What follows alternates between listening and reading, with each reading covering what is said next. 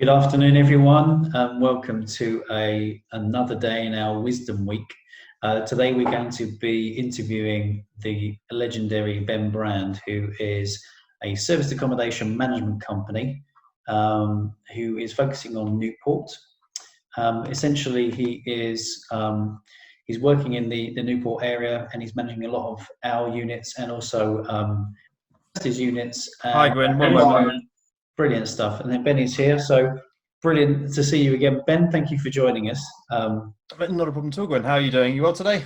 Yeah, good. As you can see in the background, it's all kind of nice and sunny. So always good. I don't know what it's like in sunny Wales these days. Yeah, it's pretty similar, to be honest. It's a bit cold, but it's lovely outside, in all fairness, so I can't majorly complain. Good stuff. Well, I'll just give a brief introduction to Ben. So Ben is obviously based in Newport, and he's managing service accommodation units for some of our investors and also for us. And we thought it'd be interesting for everybody to get an insight really about how management works, because in the service accommodation area, there are a lot of misinformation, a lot of misconceptions about how it's done and how you can do it properly. And obviously during this COVID time, it's quite a treacherous ground to sort of to play on. So I thought it'd be good to initially to find out a bit more about you, Ben, and how you got into property and what sort of things you're getting into. Oh, thank you, Gwen. So yeah, I suppose just a very brief background on myself. So most of my working life has actually been in the military. So I've been in the army for the last 12 and a bit years. Yeah. About a year ago, I started getting itchy feet and thought there's got to be something more to, well, not to life necessarily, but I just wanted a new challenge fundamentally, something outside the military. And sort of one thing went to another, and suddenly I found myself looking at property. And then I sort of looked at the various investment strategies that are available in property, and I quite like sort of single lets, HMOs, but actually something about service accommodation really caught my eye. I thought it's actually a bit more of it's a disruptive kind of technique. It's relatively new, and I kind of felt that some of the other strategies would be more overdone. And so, yeah, I decided actually, let's give service accommodation a go, as you do. Coming from an IT background, it was an obvious transition to make. Yeah. And so I then kind of started looking at investment areas and ended up sort of focusing on Newport as an area I thought might have legs. And so, in short, last year in November, we got our first property and we've been building since then. Oh, awesome. And obviously, service accommodation is your primary sort of focus. So how many units are you managing at the moment? At the moment, we are managing 8 units. We have 3 rent-to-rents of our own. And yeah, essentially in the next few weeks, we are planning to add in the region of 6 to 7 more units to that portfolio. Wow. So as you sort of said, with the onset of coronavirus, we had a little bit of a pause for breath, as it were, just sort of consolidate. But at the moment, all of our properties are full, and we've got additional demand, which has given us sort of more than enough confidence, actually, that if we were to add more properties to our portfolio, we'd be able to essentially get guests in them as well. So onwards and upwards, fundamentally. Brilliant. Okay, and a lot of people that are going to be watching this, they may be interested to self-manage. And I guess the question would be, as somebody who is doing this and doing this well, what would you say the 3 most important things about managing an SA unit are? Well, I suppose really you've got to make sure you get the right unit. So I sort of, in that context, probably the 2 things you've got to factor in that lead to the third almost is property type and guest type are really important things. And then that in turn sort of overlaps with location, because in terms of property type, you've got 2 obvious ones. You've got apartments or houses. There are sort of additional options, but just to keep it simple, we use them. And then you've got guest types. Fundamentally, are you going to be looking at the hospitality sector, or are you going to go more down the professional route with sort of business people or working professionals, etc.? It's not, I think, especially when you start out, you don't want to try and target everyone, because fundamentally no property in one location will be able to hit anyone anyway, and you really need to specialize. So we started out looking at sort of going more down the professional route, and on that basis, we started pretty well and we're able to expand out. But especially for somebody starting out in service accommodation, I think you should really sort of take a measured look at where do you want to invest.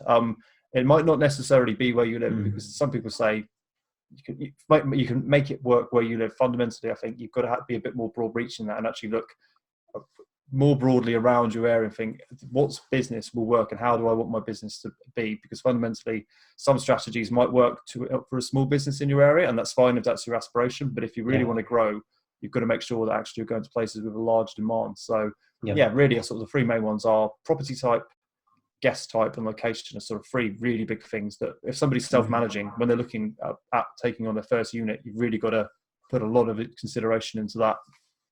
Okay, and then if you were actually taking on those units after that, what would you say were the three things that they would have to do to make sure that it worked? I mean, obviously that's more kind of the background part to it, right? To sort of make sure that you're taking a good investment. And I guess Yeah, absolutely. Well, one of the most important things, number one that comes to mind, is the cleaners. So the cleaners are pretty much fundamental to the mechanics of the property because they're going to be your eyes and ears on the ground fundamentally. So you're going to need a good cleaning staff. Be that normally when you're starting out, I would say it's probably better to go use a company. Don't do it yourself because fundamentally you're not building a business then if you're the one doing the cleaning yourself. But using a local business that has already got sort of multiple staff that can sort of help you is great. As you scale, you can consider bringing that in-house. But fundamentally to begin with, the decent cleaning business that understands what you do, and if they don't understand it, are prepared to adapt. Because we found this problem when we started. We interviewed a number of cleaning companies. Many of them didn't really get what we were asking anyway. Some of them pretty much point blank refused to sort of consider even doing anything slightly more technical than basic cleaning. And then in the end, we found a couple that sort of we've begun to work with, which is great. So that cleaning is important. Systemization. So you've probably heard, if you're looking at service accommodation, of channel managers, you need the online software to allow you to start using multiple platforms to sort of take bookings. And when you're starting out, that's sort of good enough to at least kind of get you up and going. So booking.com, Airbnb, and then having a channel manager which allows you to manage that so you can essentially market online. And then I'd probably say the third most important one, and you should start doing this even from your first listing, is direct booking. So actually going out and finding customers yourself in your local area. Now you can actually recycle your current customers through some of the online travel platforms by just directly engaging with them. But I'd really suggest, even with somebody starting out, start getting in contact with a local council, start getting in contact with local businesses that in your area that you think actually probably have visiting consultants, contractors, etc. And if you start that from sort of the offset, you'll be in a really good position as your business begins to grow. Yeah. Okay, good stuff. And then obviously we hear a lot about the SA market and how you get these problem tenants or guests. How do you protect yourself from that? Because obviously when you're starting out in this business, you don't want your house to be trashed after you've just spent a lot of money on furnishing it, painting it, decorating it. So how do you protect yourself from those things? What would you say were the kind of key things in that respect? Yeah, there's definitely a lot of things you can do to protect yourself. Realistically, you're never 100% foolproof your properties from having problem guests, but there's definitely ways of mitigating issues. And I suppose it's sort of a bit of an old adage. It's not necessarily outrunning the people that are going to trash your place. It's just outrunning your local competition, if that makes sense. So we do a number of things.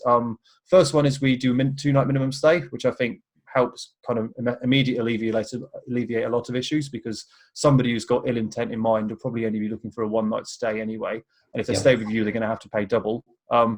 Good insurance. You should always have insurance. It's, in my opinion, one of the most important things in SA. Whenever you get a unit, is to sort the insurance out.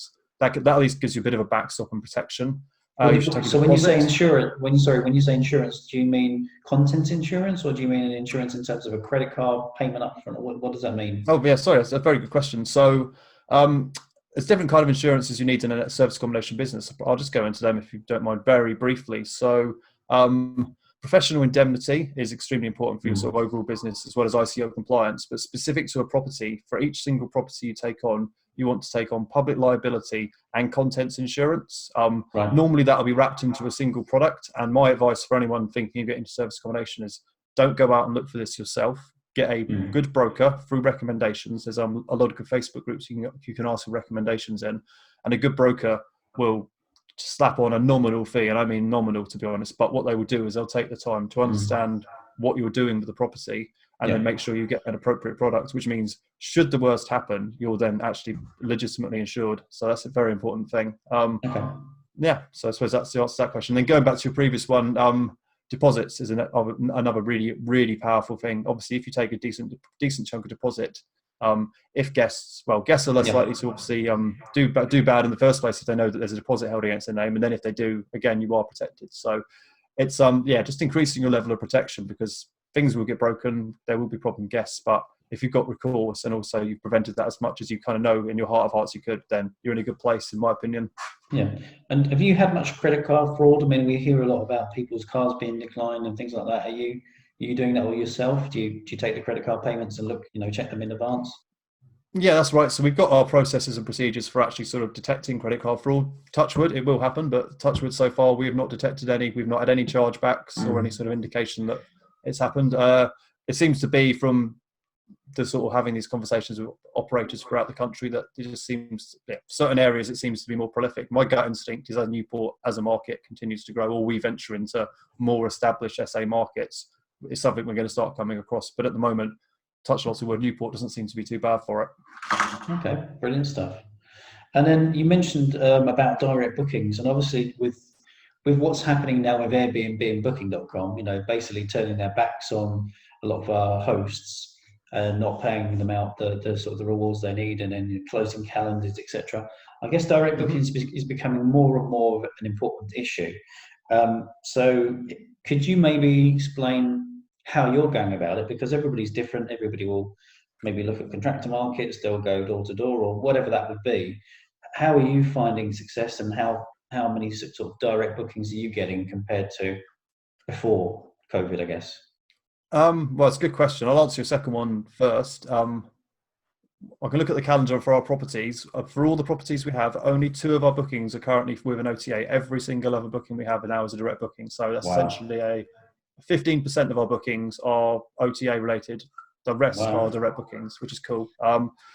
I suppose different ways of finding direct bookings. So the first most powerful thing that anyone that's been doing SA, even for a short period of time, is going to have is a list of previous customers. So the first one is actually to engage with the customers you've already had, because when you're talking about sales and you're talking about cold leads, warm leads, you can't get much warmer than people that have already stayed with you. So you can have practices such as calling them up. That's pretty much one of the best way, actually building that personal relationship. And that is really what has helped us up till now, is just already knowing the people on first name basis. At a broader scale, you can offer promotions, so you could ring them up and say, look, if you're in the area again, 10% off, 15% off, etc., which we should be doing as standard anyway. As a sort of working practice, we sort of engage heavily with all the customers we do get with the online travel agencies, and that includes meeting them in person when they're checking into the properties, which really helps to build that personal relationship. And we do quite heavily hammer the whole, if you book direct, 10% off straight away because of lack of the OTA fee, etc. So you can really kind of work on that.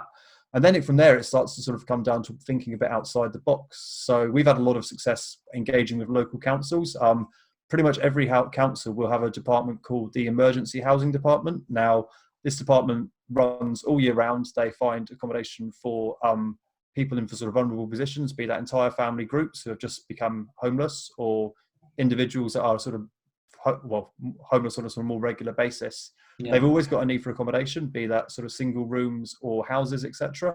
And more so in the winter months especially, they will have sort of quite a high requirement. So if you can essentially get your business on that list, then especially in the more typically quiet periods of service accommodation, aka the winter, having a good relationship with that council department can be crucial. So if you're not sort of engaging with the council and that department already, do your best to try and get through to them on the phone and explain how you want to help them and work with them. That can be really useful. Other sort of slightly more obscure sort of areas you can go down: spare room, open rent, Gumtree, Facebook groups. These have all yielded us tangible results by, again, promoting what our business does, listing our properties on there. Facebook groups actually is especially a good one, because you get a lot of buy and sell groups, the sort of marketplace ones, but they're kind of just a general group that a lot of people in your local area will be in. So if you can find a way to appropriately market your business in them, that can be particularly powerful. And we've had loads of messages. Probably a final one. Actually, I'll give you 2 final ones. Apologies. We have a good Facebook business page. That's going to be really useful. And we've noticed, I built ours up over the last few months, but when the sort of whole Corona period started, actually our engagement directly through our Facebook page significantly increased. So wasn't really a huge time investment to set it up, but having that on there and then monitoring it can be really useful. And then the final one, which is actually probably one of the most important, is having a good direct booking website, which you point people towards and which allows them to make direct bookings. Crucial. So if your channel manager, if you have one, doesn't provide that, I'd probably consider suggest firstly changing channel manager, and then secondly getting a decent website designed. So sorry, it's quite a long answer actually, but I think there's some pretty good sort of strategies in there for getting direct bookings and not relying on being spoon fed by the OTAs. Well, I think you're absolutely right, and I guess now it's the time when people need to be investing in that. The only thing I guess you mentioned pretty much, no, near enough all of the ideas that a lot of people probably are covering or trying to do now. The other thing I thought about was obviously some of the larger operators, so the very, very professional service accommodation operators, the big boys, they tend to work with the insurance companies for insurance claims. So if you've had a fire, a Mm-hmm. flood, and then obviously they relocate people over a period of time, say for 1 year, because when I took over some units for SA, I actually had a few existing guests that wanted to carry on their bookings for another 3 to 6 months, which was brilliant because you've got immediate cash flow from that period, and obviously insurance companies happy to keep paying that out to you because they've already got a pre-agreed premium or rate which they've agreed with the client. So obviously that probably will happen when you get up the ladder and you've got more traction and kind of the more units you have in a patch. But those are the things where you can really start to manage your kind of financials and actually get real good traction. So no, I appreciate that. That's been really useful. And in terms of you mentioned also about systemizing the business, and everybody talks about systemization, but it's a bit of a kind of a black box for a lot of people. It's like, well, what does it mean? And there seems to be loads of stuff to do, cleaners and bookings, guest communication, payments. What things have you outsourced or systemized, basically because to free up your time to basically grow the business? So how have you done that?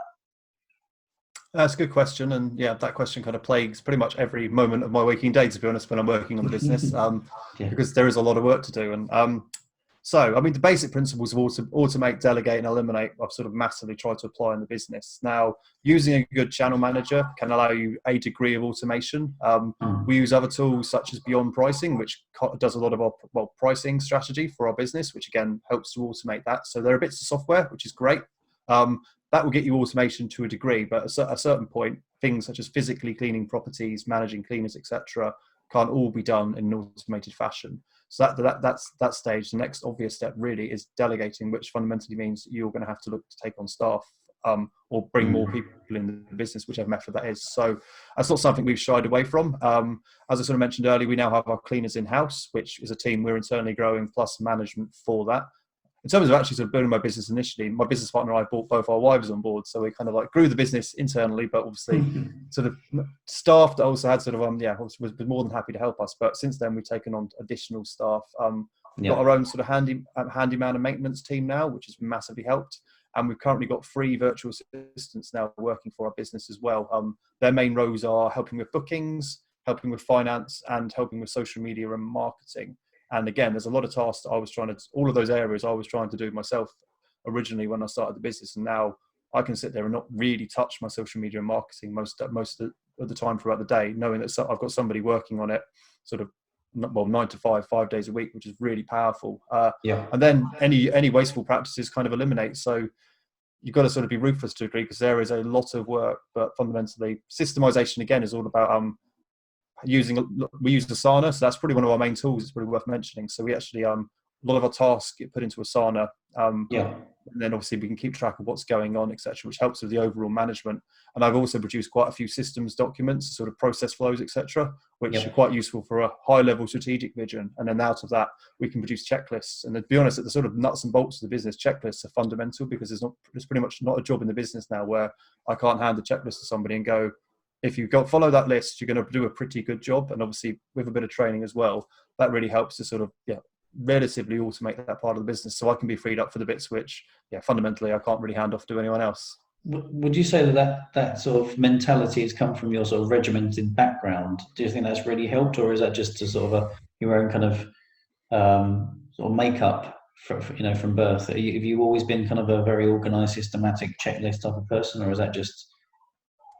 It's a good question. A bit of both, to be honest. So the being perfectly honest, the military, when there's a problem, the military answer quite often tends to be to throw loads of people at it, which isn't necessarily always the sort of correct procedure, in my opinion. Sometimes it's sort of you can think your way around a problem as opposed to just sort of throwing manpower at it. So, but I definitely, again, equally have a massive appreciation from that regard. But no, I do think I've always been a bit of a logical kind of system freaked, if you want to put it that way. And equally, it's something since I've sort of got into property and entrepreneurship and business in general, I've read a lot of books. I mean, E-Myth, this, that, and the other. I've read a significant amount of business books, and it's just been a mindset shift, to be honest, because I'm genuinely, compared to sort of a year ago when I wasn't really even in this space, I've had to completely and utterly rewire my brain and realize, actually, when a job comes in, my immediate thought should be not how do I do it, but who do I get to do that, or what do I get to do that for me? Because if I can't do everything, but as we scale the business, and SA, especially as you've already said, is probably one of the most time-intensive property investment strategies there is. So you need to pretty much approach every problem with that first question: how can I get that done without myself necessarily doing it? Well, you just touched upon something which I guess leads in quite nicely into the next question, which is about virtual assistants and outsourcing. So there's obviously ways in which you can systemize things from a technical organizational perspective, so checklists. But what things have you basically palmed off onto other people so that it frees up your time? What are the biggest 2 or 3 sort of areas which are, were draining you, which now are kind of not on your plate anymore? Yeah, so well, it's good that you asked the top 3, because I've got 3 virtual assistants to do 3 different jobs, so it's very easy to speak about. So the first one, Tony, she specialises in dealing with our channel managers. So she actually is the one that creates new listings, initially engages with guests, builds kind of a lot of the automation in terms of automated messages, kind of greases the wheels and the whole online side of the operation, and then any online guest inquiries, etc., she deals with, which is particularly useful. The next one is finance. So we've got a bookkeeper. She helps obviously track sort of what's happening in terms of finances in the business, profit and loss. She does end of sort of month accounts and reports for me, which is really useful, so I can have a look and sort of look at the key performance indicators in the business and track essentially what's happening with finances, which again is something that I actually still spend a lot of time on, but at least the initial analysis I can rely on her to do, so I can then sort of double check a couple of figures, etc., but fundamentally have most of the information displayed. And then the other one is social media marketing. To be honest, it's one of the things I spent almost the most time doing when I started the business, and I would argue is probably one of, if not the main things that has allowed us to grow so quickly, actually marketing what we do online, primarily through Facebook originally, but most of the key business relationships, etc., that sort of we've built with this business, and a lot of sort of the success we've had, I put down to genuinely just making a lot of noise on Facebook, probably too much, but it's actually come around and paid dividends. And again, was actually a bit of a psychological, sort of a mental jump for me, because I went from a job in the military where I was actually strongly encouraged to not even have a Facebook profile. So I didn't really use Facebook at all. Right, yeah. Of course. Last year, I pretty much kind of exploded and went from never posting at all to pretty much posting every day about this, that, and the other. Just making, even when I didn't have a property, but just saying, I'm interested in property, I want to get into it, and just really engaging with social media led to so many sort of relationships and opportunities. I massively advocate that to anyone just looking at property in general, to be honest. So obviously you just mentioned that probably the most powerful one is this social media management part of it. So do they, obviously these people, I think, are they based in the Philippines? That's correct. Yeah, all 3 of our VAs are based in the Philippines currently. And obviously not to dig too deep into it, but do you have any involvement in that? So are they posting on your behalf and they're doing everything, writing text? Do they approve anything with you, or is it just literally they're left to their own devices and you are going around Newport, taking on new properties? It's like anything in the business. So I strongly manage it. So we'll go and have a review. So we'll have our posting regimen's done on a weekly basis. Normally what will happen, we'll have Monday or Tuesday, our social media VA will go through and look at the different sort of content themes, sort of what's happened last week, etc. What can we capitalize on? Wednesday we'll sit down and we'll have sort of a Zoom call for a couple of hours, and we'll go through all the different kinds of content, etc., that I want to create based on that. That will then go and be created. I will then approve or disapprove elements of it, and then that will all get put into the software we use to essentially push our social media stuff out, content out, and then that will just be scheduled and just sort of trickle out next week. So it's quite a slick process we've got going with that now. And then on top of that, I will still do my own. So naturally, if it's a Facebook Live, don't worry, it is me doing it. And then other little bits and pieces in there will be me fundamentally. But a lot of the core content, especially the stuff coming from the business page, which is a bit easier to be kind of more, less Ben fundamentally, is easier to sort of obviously delegate. But anything that's specifically about me, I'll have a massive oversight of, because clearly you can, obviously it takes a lifetime to build a reputation, but especially online nowadays, it can literally take seconds to sort of destroy it. So I have to keep a a pretty positive kind of eye on what's going to be put out, because obviously that's a representation of me fundamentally. But again, it's a bit of a weird shift because I fundamentally had to hand my personal Facebook profile over to somebody else to kind of run to a degree now, which is quite interesting. Yeah, that's what I was thinking, is that obviously when you're handing over the keys to your house, essentially, it does become a little bit worrying, especially when, I mean, if you're talking about people from different countries, you're never 100% sure if they're going to represent you in the right way, but also the language issues.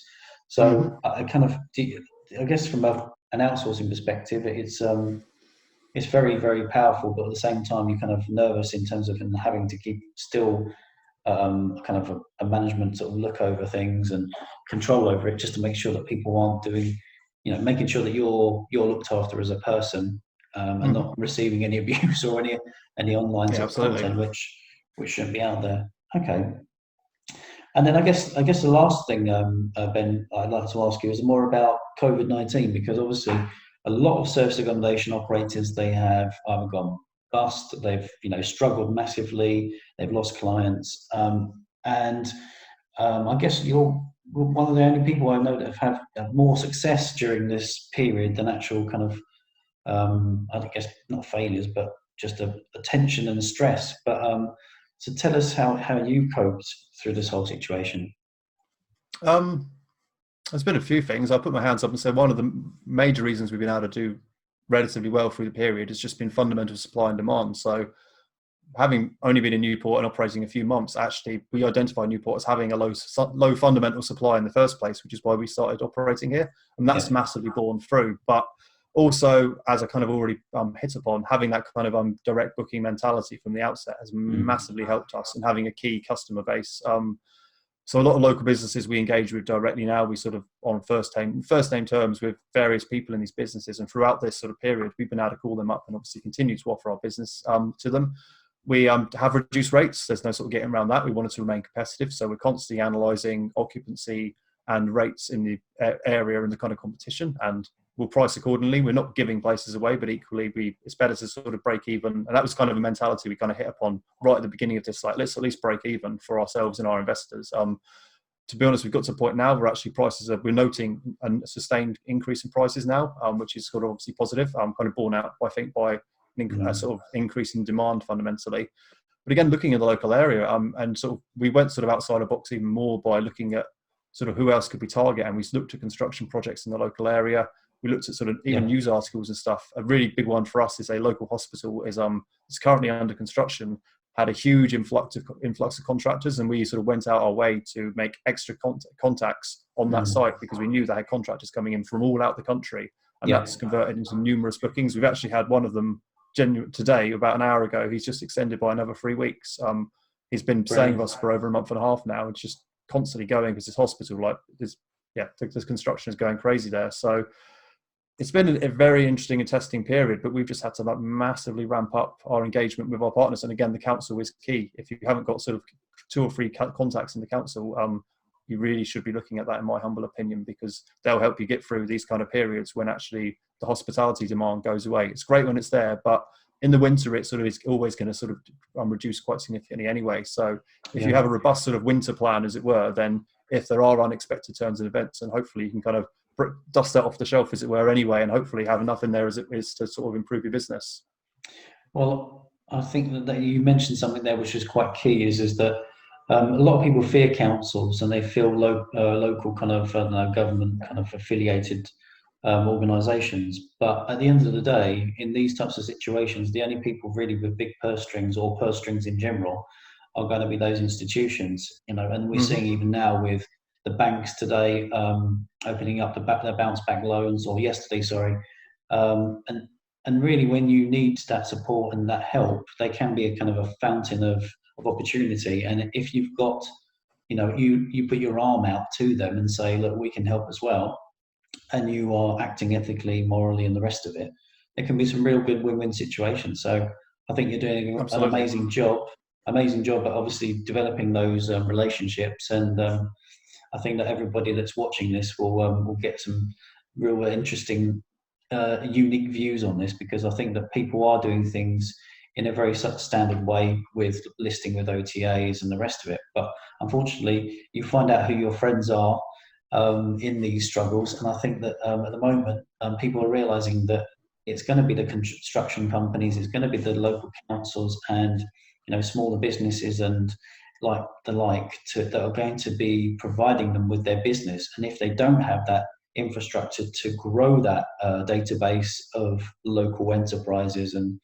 direct bookings, they're going to really struggle. So yeah, absolutely. Ben, I guess we'll try and wrap things up, because we try and keep these interviews short and sweet and as content driven as possible. And I think you've done done marvelously well to do that. I guess from my side, I'd just like to say a massive thank you for obviously your time today. I know that you're very busy, and obviously wish you every success going forward. And hopefully we can catch up in the next few months and see where you are then. I know you've got some big plans for scaling and even branching out into different areas. So it'll be good to see after this COVID situation where you are. And yeah, thank you so much again for being on our Wisdom Week, and we'll hope to see you soon. Excellent, thank you, Graham. Well, it's my pleasure, and equally, we'll have to do something in turn. I'll have to interview you at some point in the near future as well, so we can get your massive insights on how to be an awesome deal sourcer operating throughout the UK. It'll be really good fun as well. Brilliant stuff. Absolute pleasure. Ben, have a great day. We shall see you soon. Take care. Excellent, thank you, guys. Cheers, Gwen. Bye-bye. Bye.